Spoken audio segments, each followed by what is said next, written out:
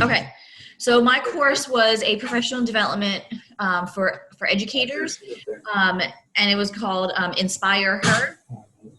Hashtag Inspire Her. So at the end of this course, the learner will propose possible solutions to the following question. How can we as educators hashtag inspire her to be a part of Girls in STEM? At the end of the session, the learner will discuss their proposed solution with their team. And at the end of the session, the learner will implement one of the team's solutions in their school or district.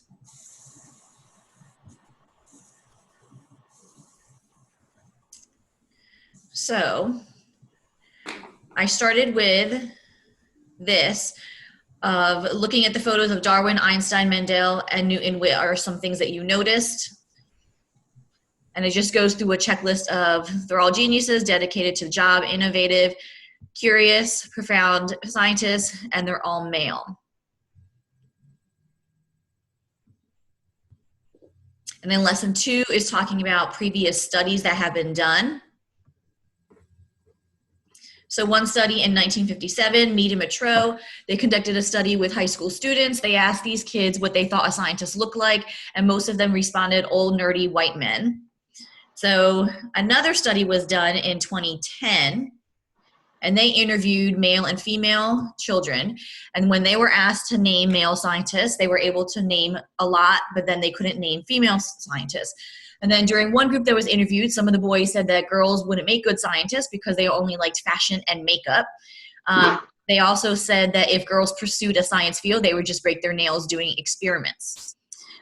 In the same study, a group of girls were interviewed, and they said that science fields or careers were too dangerous for girls. They said that it should be left to boys, and they would be too frightened to try things for fear of it exploding or that they would get hurt. And then I just added the image of that. The next lesson is influences, and this was more of an interactive part. What types of things may influence girls from pursuing STEM-related careers? And 3 options were the commercials, movies, televisions, and magazines. And the teacher is just click and dragging clips of stylish women in stylish clothing, pictures of women in traditional roles, pictures of runway models, not very many women in science roles, pictures of stylish makeup and nails, makeup clips for beauty, and most of them are in supporting roles. Okay, and then we have statistics is the next lesson. It just gives you statistics of from the National Science Board in 2016, the percentage of women that were in these specific careers, like 25% of computer and mathematical scientists, 11% of physicists and astronomers. And then we go down to the National Center for Education and Statistics in 2002. They said that by the year 2022, which is right around the corner, roughly 1 million STEM jobs will be needed to fill. And basically that we need to start preparing more females to fill these positions. Otherwise, these jobs are going to be left open. Okay. Then it went to this, watch the short clip, and the teacher was going to think about how our words shape a girl's future.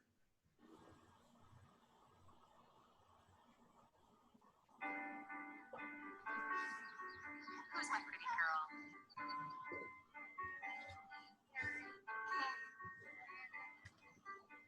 Sammy, sweetie, don't get your dress dirty.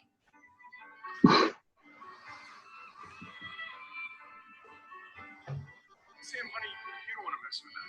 Let's put him down.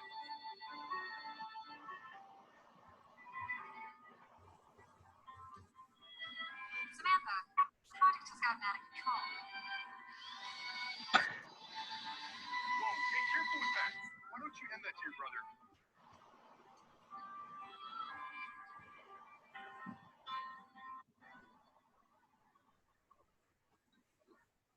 Our words can have a huge impact. Isn't it time we told her she's pretty brilliant too? Encourage her love of science and technology and inspire her to change the world. So that was the clip. Did you guys hear it okay? Yes. And then it moves to, at the end of the course, it was their assignment, the teacher's assignment. How will you inspire her?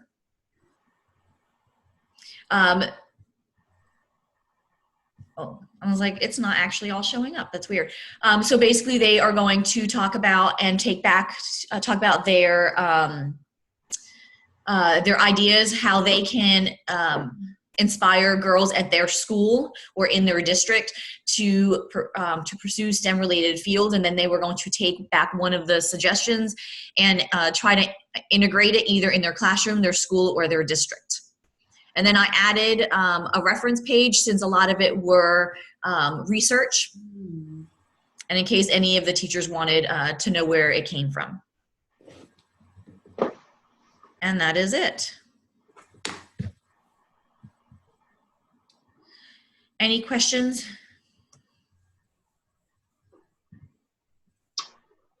Good job. I know. I did have one. I forgot. I remember things like in 30-second increments. I'm like, I should have written it down. Very good. What's your biggest inspiration for focusing this instruction on this? Well, in ALEAF, we started a Girls in STEM program, trying to get more girls into STEM-related fields. And it's actually one of the things that it's like my baby. It's one that I run, and so it's just been it's been just a passion for me, just for girls to be able to see that they can do these things as well, and they don't have to be scared of it or think that it's a male only field. Yeah, it's funny, but when you think about the different type of industries that's out there, engineering, it is, I was in industrial engineering for many years, and it was mostly males, few females. But then when I went into like anthropology and archaeology, it's so dominated by females, and yeah, it's one of those things where I think everything's stereotyped. If it requires a lot of for example, mathematics. It's funny because a lot of math teachers are actually female, but when you go to engineering, it's a field that's dominated by men. And so, yeah, it's quite an issue. I can see, why this would be a good focus, to bring out. In my department where I work at with Boy Scouts, Boy Scouts, that tells a lot. Mm-hmm. It's easy to become a female district executive, but to move up to the next level, it's very rare. It's so interconnected, with male influence, male organizations, Texas A&M, guys only. And so only recently have they started doing a lot of presentations and promotions, hey, women, we can move up. And, I've met a lot of DEs that have the capability. I mean, there are lots, they can handle it a lot better than I can. I say, why, how come you're not a field director at this point? Well, they say we can move up there, but, you hardly ever see it. So hopefully that will change. Betty, our program actually from like about 40 girls to like about 200 girls now, or 250. So it's gotten bigger and bigger. Yeah. I've always said, when I look at somebody who's going to enter a supervisory role, space that I'm going to work for, the way I treat it is like, I don't care who's up there as long as they can do the job. It's never like, well, it's too stressful, for a woman to be able to do this kind of work, but it's not actually, they're very, very, very capable. I mean, I've had some pretty bad guy bosses, and I wish I could have put somebody else in there, Mm-hmm. And I think a lot of the places now, they're starting to, they gave a presentation on this when I was in undergrad about how very few females are in the science area. And one of the big ones was, pregnancy and stuff like that, and daycares. Like, ouch. And and a lot of them are putting it into their program as having a daycare so that these females can continue their work, Mm-hmm. So, or at least that was back a couple of years ago. I don't know if they're still, moving that way, but I thought that was a great advancement as far as, yeah, definitely. Well, overall, you did a good job putting it all together. it's a good direct message. You know, there was no confusion. It flowed pretty good. So good job. Good job overall. I like how Yeah, you great built. job. I like how you built the case for girls in STEM and the flow of the lesson. I mean, I can follow it. So Yeah. Okay.